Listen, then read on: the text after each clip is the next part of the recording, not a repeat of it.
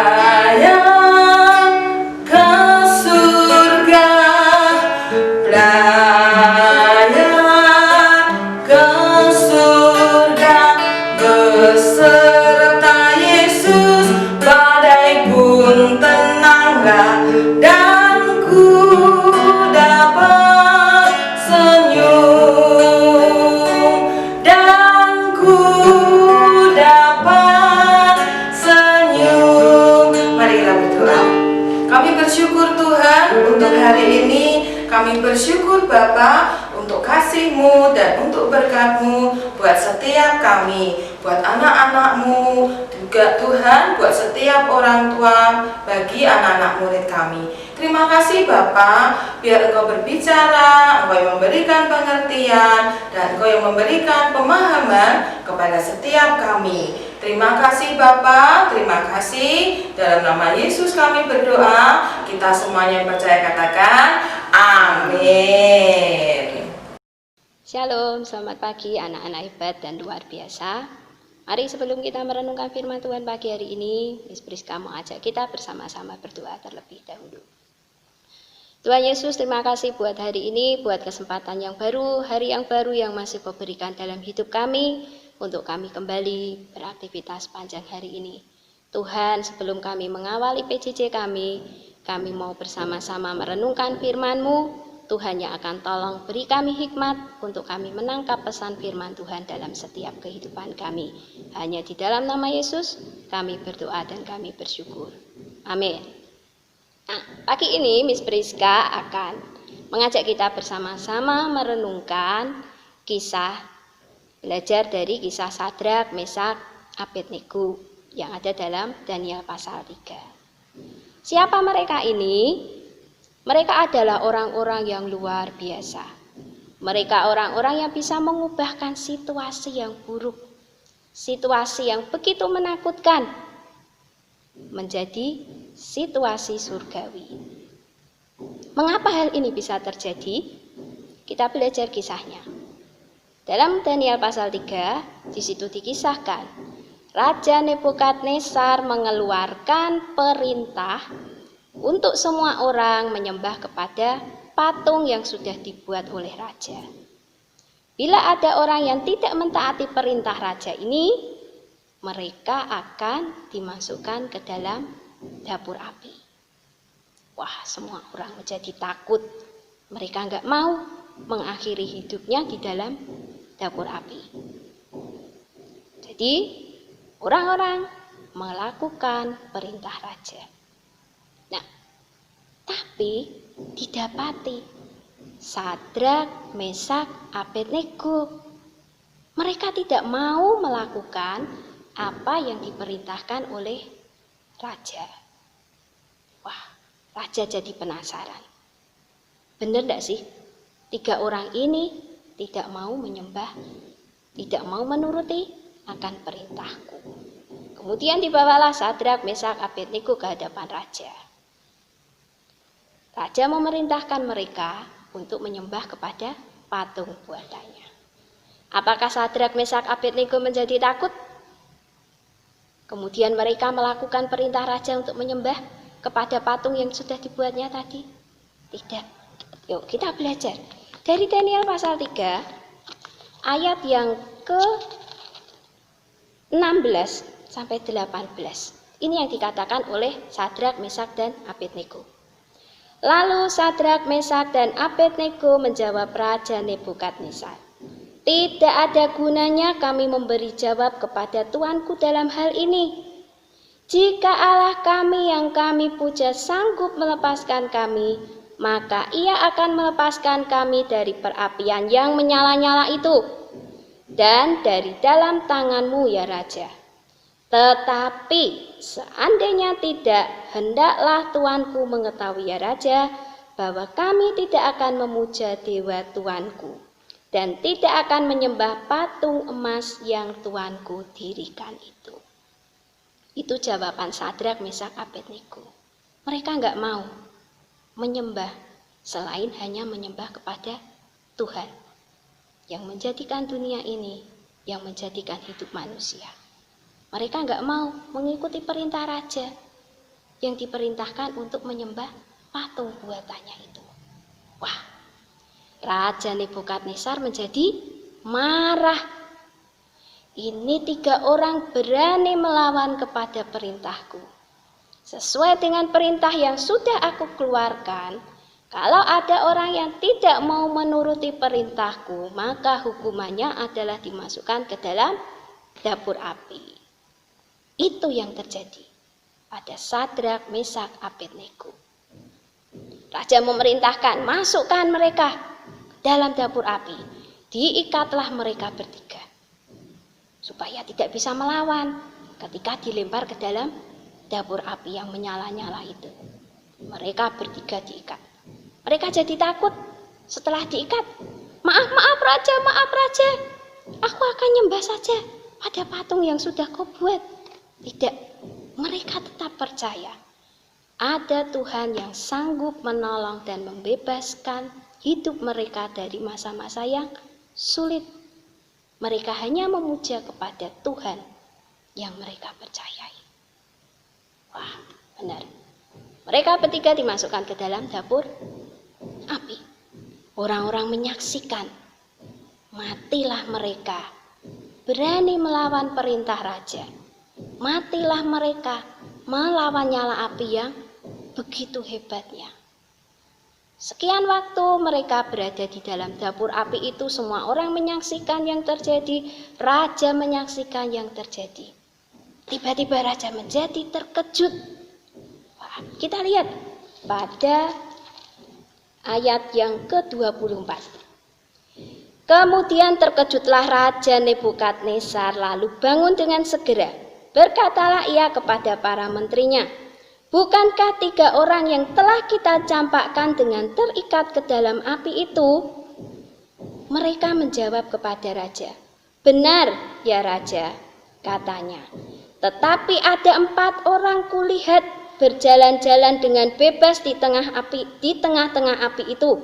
Mereka tidak terluka, dan yang keempat itu rupanya seperti anak dewa."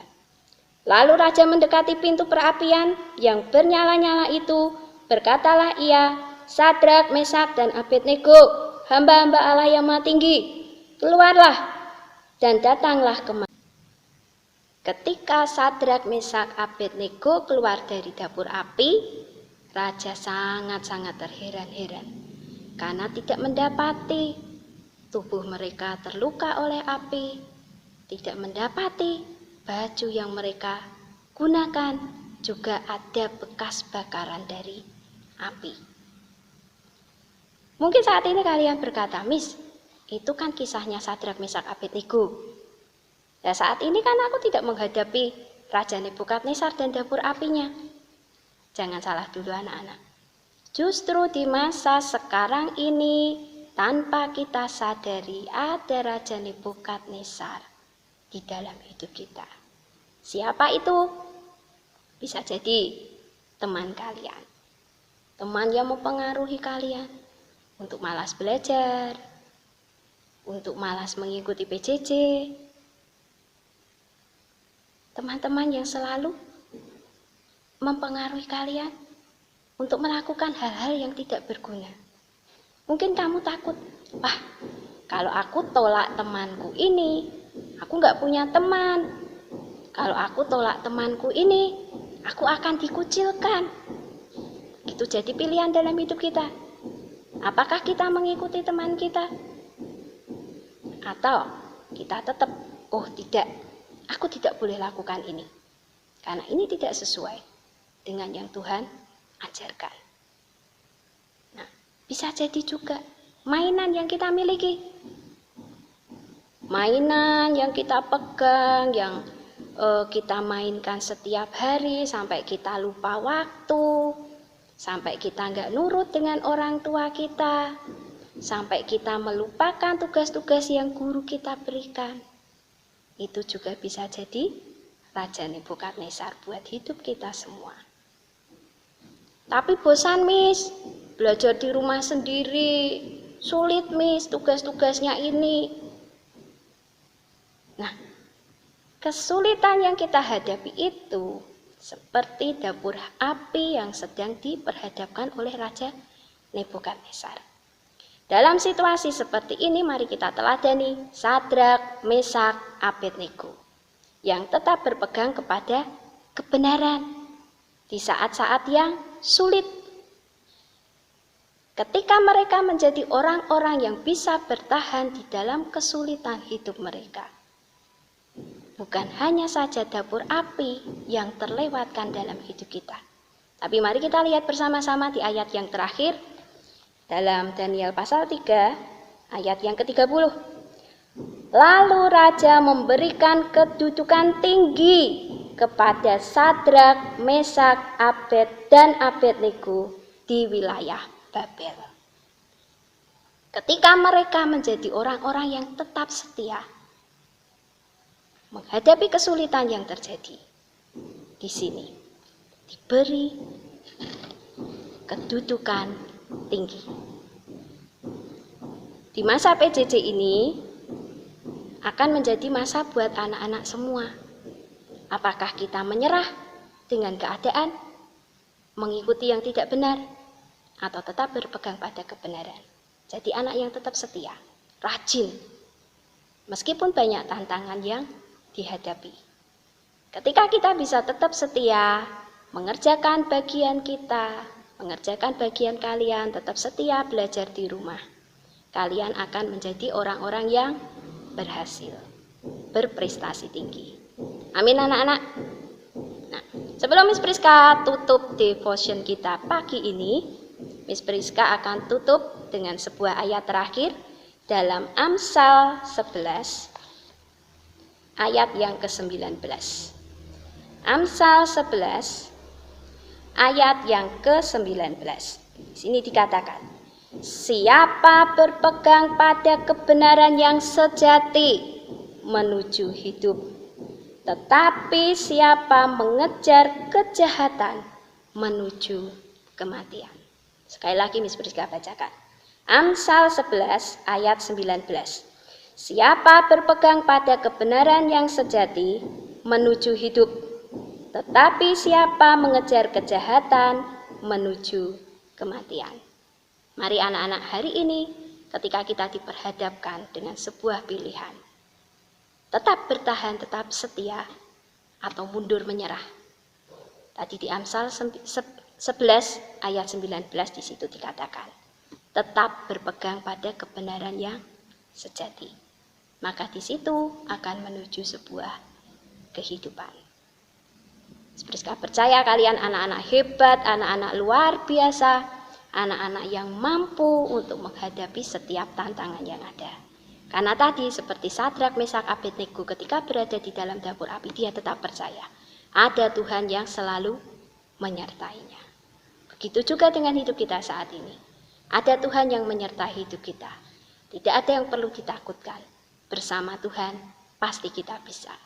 Tetap berpegang kepada kebenaran-kebenaran firman Tuhan. Maka kehidupan itu akan jadi milik kita.